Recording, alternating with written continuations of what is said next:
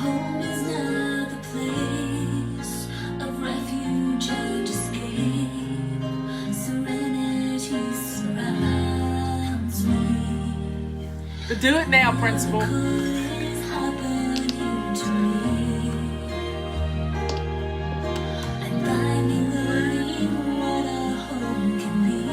Get on in here. Yeah, it's tea time. It's time for you to take a break. Smell the tea. And if you hadn't ordered yours, get it ordered because it's in.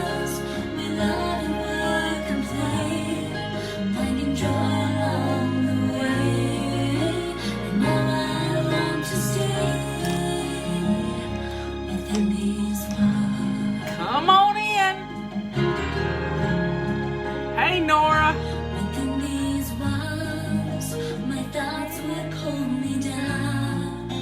It's a good day for a cup of tea. It's nasty outside. We've had 4 inches of rain. There's my sweet girl, Leanne. Get on in here. Oh, wow. I'm so happy to have a cup of tea right now. There's Robert.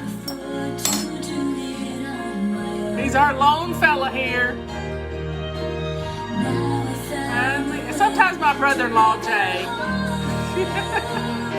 Within these walls, I have learned to fly, to take charge of my life, and find the peace inside me. Within these walls, we love and work and play, finding joy along the way. And now I want to stay within these walls. Okay, we got 200 people in here. I tell you what, y'all were amazing on this morning show. For some reason, it got uploaded in HD, and it's taking forever to upload to YouTube, but it will eventually get uploaded. It's driving me nuts. But you know what? Y'all shared our show this morning a lot of times, and I'm just so happy that you're helping other people. So we're going to do it again. Get your friends to join us for tea time. And please share our video because please share. We're going to do it on a count of 5. 5, 4, 3, 2, 1. Share our videos. Everybody do it at the same time. This will keep Facebook from throttling us. That's what they've been doing. Because we've been telling people how it is. How it really is. So please, yeah, it was just amazing this morning. And y'all did it all at the same time. It's kind of like Scott Adams doing his simultaneous sip. Y'all did a simultaneous share. How cool was that?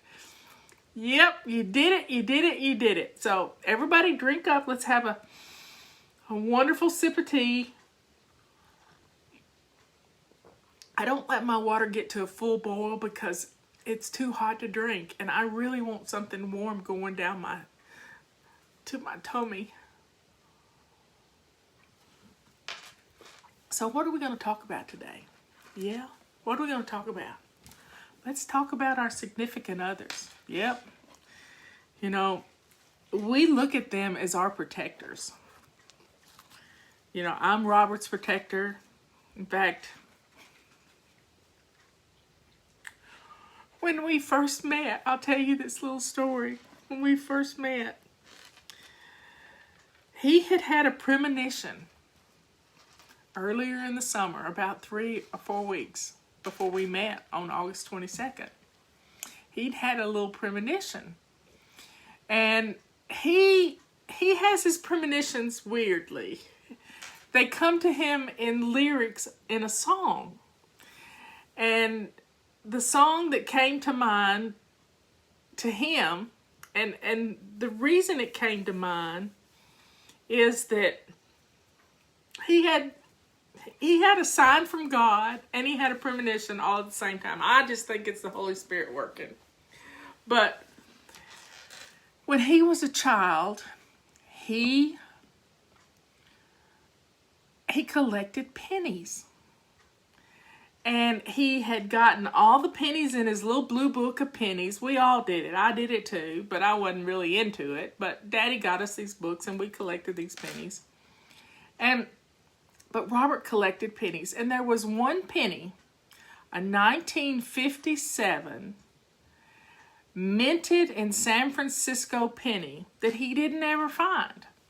So when he was in school, he paid like 50 cents for that one penny. And he always felt like it was cheating. The same way he feels like it's cheating if he erases doing the New York Times crossword puzzle. Can you imagine that? He thinks it's cheating if he erases. God bless him. And he'd always felt like he had it wasn't right. He didn't find it in his pocket change. He didn't find it, after getting, purchasing something and then giving him back some pennies. He didn't find it that way. Well, for years, he's looked for that penny. Looked for that penny. Looked for that penny. And a few weeks before he met me, in his hand was a 1957 minted in San Francisco penny. And he thinks, well, that's a sign. That's a sign. And there about that moment, he had this song come into his head. Now, he doesn't listen to any popular music, any musicals, anything like that. But a song came to mind. And that song that came to mind was Someone to Watch Over Me. And he knew that God was going to send him somebody to watch over him. Just plain and simple, somebody to watch over him. And he knew it because he got that penny and he heard that song in his head. And he just kept doing what he does. And then on August the 22nd, he walked into the coffee shop where I was at the time, and I was with a friend of mine, Nilsa, and I had met her at the coffee shop, and he had a peach-colored, wasn't quite this color, but it was similar, peach-colored, long little flyer, like 11 inches long by 4.5 inches. And what it said on this flyer was, ask anybody in the court system if I'm a fair judge and if I'm worth keeping. Ask anybody in the court system. And if they tell you not to vote for me, then don't. But if they tell you I'm fair, then please, may I have your vote? Well, he handed me the copy because he was just testing it out on me and Nilsa. He didn't even know me. And I said, I looked at him and I said, well, I got a question for you. And he said, well, what? And I said, do you put out yard signs? And he said, no, I really don't believe in yard signs. Don't believe in yard signs. And I said, well, I put my hand out, which is becoming a thing of the past now. I put my hand out and I shook his hand. I shook his hand. And I said, I'll vote for you. And I did, because he was running that fall in the election. And I voted for him because I had just driven down the mountain to the tune of 78 curves and yard signs, and there weren't many yards. It was just beside the road in the National Forest. Signs for county commissioners running and all kinds of things. And I was just disgusted at how they littered up the landscape, especially in the National Forest. And it made me mad. So when he said he wouldn't put them out, I said I'd vote for him.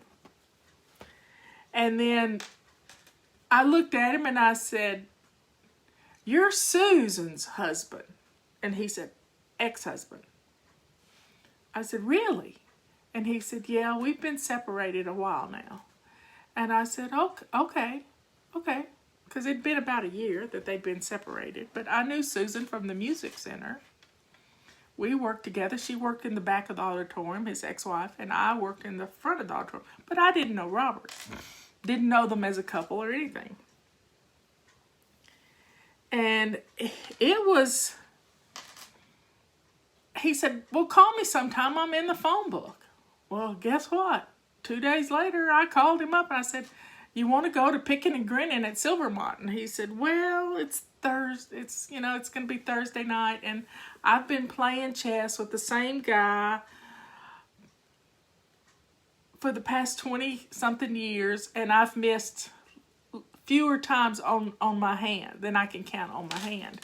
But, that was a bridge bid. I put the first bid out there and he put out the second bid. And the second bid was, what are you doing Friday night? So we had our first Friday night date. We met at the coffee shop. We walked down to the bistro. It's not a bistro anymore. It's a real estate agency. And we had dinner. And we had the worst dinner that's ever been eaten by two people at the same table. We had spinach. I'll never forget it. Spinach and lentil soup that was so nasty, we had to put so much hot sauce in it that we couldn't eat it. And it was just absolutely pitiful. And then we went back to the coffee shop and we played Scrabble till it closed. Scrabble. And the coffee shops close about 8 o'clock or so, but you do not want to play Robert Silly in a game of Scrabble because the man can spell. He's a crossword puzzle person. He knows how to spell things. And I only knew how to spell trees. And I was putting up all these tree names, and he said, you seem to know a lot about trees. Well, I'd had a forestry class in college, and one of the requirements to take the test is you had to spell the trees right. So it was absolutely an interesting night. He said, well, there's a tree in town that I can't identify. Maybe you can identify it. And he said, if you're in town on Saturday, holler at me and I'll come and meet you and we'll go look at this tree. Well, that started it. Yeah, that started it. And it was just, we went to look at the tree and I couldn't identify it. I just couldn't identify it. And it's August, and so we ended up over at the Arboretum, which was brand new at the time, and the Arboretum, and there was not a silviculturist there. That's a big word, and I used it in a tweet the other day, and I was really proud of myself because we live in the cradle of forestry. And I'm an outdoors person, and I knew my trees, I knew my mushrooms, I knew my plants.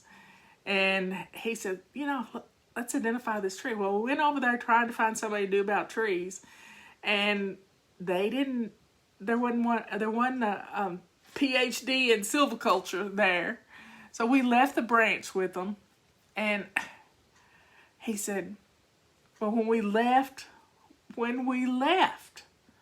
the Arboretum, it came a flash thunderstorm. I mean, the bottom dropped out. I had been on a mushroom hunt that morning, and I had this white t-shirt. Now imagine this, a white t-shirt with puffy mushrooms on it, Carhartt shorts that came to my knees, hiking boots with wool socks. Yeah, it was, I was right out of hiking, and we went to lunch, and he bought lunch. I had bought supper the night before, and I'm in a wet white t-shirt contest at this point. It is embarrassing. It is so embarrassing. Good thing I don't get embarrassed easy. But he said, do you want to go see a movie? And this was, late in the afternoon. I said, I can't go to a movie looking like this. He said, well, nobody's going to see you at a movie. And I said, I'll see me. I said, okay, here's what we'll do. Why don't you let me cook you supper? So he said, I know where we can get some good food. So we went from the Asheville area all the way to Hendersonville to the Fresh Market. And we got, I'm telling you this because the dinner Leanne cooked for us last night was reminiscent of what I had cooked for Robert. And we got some shrimp and some scallops and some fresh linguine and a bottle of red wine, a bottle of white wine, and it was just, we came back to his house and he didn't have a whole lot of cooking stuff. He had a little tiny saucepan and a skillet. And I put together a wine sauce, sort of like Leanne did last night for our scallops. And you'd have thought he'd have died and gone to heaven. Because it was just a simple meal thrown together. And he was just blown away. And we sat on his side porch, which is our kitchen now. We sat right in front of what's our kitchen sink right this minute. And we talked for hours. And I cooked with a bottle of wine. We drank a bottle of wine. And then it got late. And I said, I got a problem. I don't drink and drive. And I don't drink much. But we'd had a glass of wine apiece. And I just don't take any chance at all. Don't take any chances. And I said, can I sleep on your couch? And he said, yeah. And about that time, the phone rang, and it was his sister, and she was wanting him to go on a hike to Spruce Pine, to a feldspar mine up there. Well, I was dressed for hiking, but I still needed to change clothes. And I crashed on the couch, and it was just a love seat, so I ended up on the floor with the cat. He didn't have a dog at the time, because on our first meeting, I told him I had just house sat for Sue and kept her dog while she was gone on vacation. And he wanted to know how the dog was. He missed the dog. And so we kind of bonded over the dog. And it was just kind of funny. But, you know, think back to when you first met your husband or your wife, Robert. When you first met them, how you felt. How, you know, that love that you felt. That butterflies, so to speak, that joy of meeting them for the first time and learning all about them. And you've got to rekindle that every single day. So after we got married, we met August the 22nd. We were married by November the 30th of that year. Yeah, it was fast, but I was in my 40s. He was too. And we just decided, you know, he asked me to marry him just like this. Honey, this is looking a lot like marriage. What kind of engagement ring do you want? And I said, you feel the same way? And he said, yeah. I said, I don't need an engagement ring. He said, oh, yes. You need a token of my affection. And I said, whatever you pick out will be fine.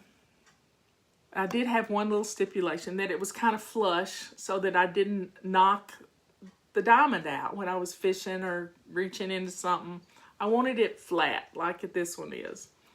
And so he spent 2 or 3 hours looking at going to a favorite jewelry store, finding the right setting, and he did. And I still love it, and I still love him. And we've been together 23 years. It'll be 24 in November the 30th. And, you know, good things happen when you're patient. That's the story I want to get across to you. Because when you start trying to make things happen on your own, things don't happen. It's when you stop looking and you give it to God that you can actually reap the benefits of your patience. Because trying to force the issue and trying to make things work that don't work, I did that.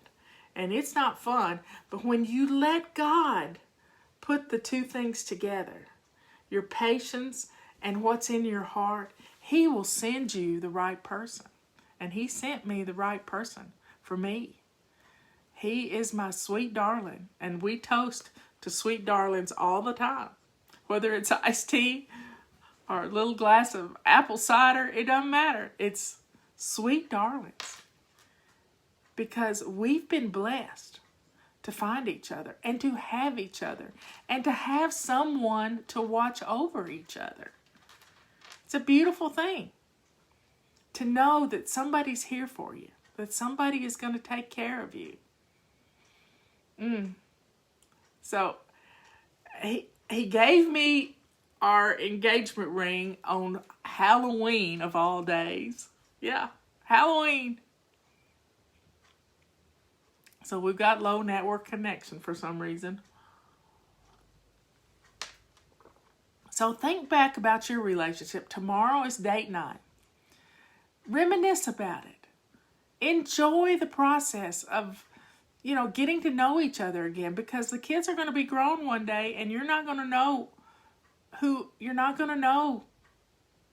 they are, who your spouse is, unless you take time each Friday to get to keep knowing each other.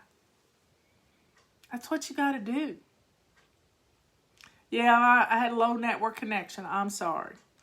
So everybody, I know you're coming back in here, and you may have to rewatch the show to catch the end of the story.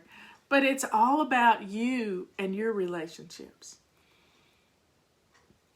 It's wonderful. Yeah, it was interrupted because I had a low network connection. We've had 4 inches of rain, and thankfully no breeze right now, but Robert took the chainsaw with him up the mountain to play chess. And it's all on my end this time. Just forgive me. I can't help it. I don't know what's going on. But y'all, let's share our video once again. And tomorrow I'm going to have a little announcement about those of you who are sharing our videos. So please share our videos. And I'm going to count it down again. I'm going to count it down one more time. Here we go.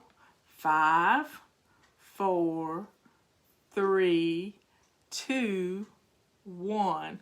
Everybody share the video. Everybody share it. And then it will help other people. We'll mess with Facebook's algorithms, those crazy people. And we'll get to help a lot more people. I apologized. I said, forgive me. But I didn't say I'm, what. So drink up.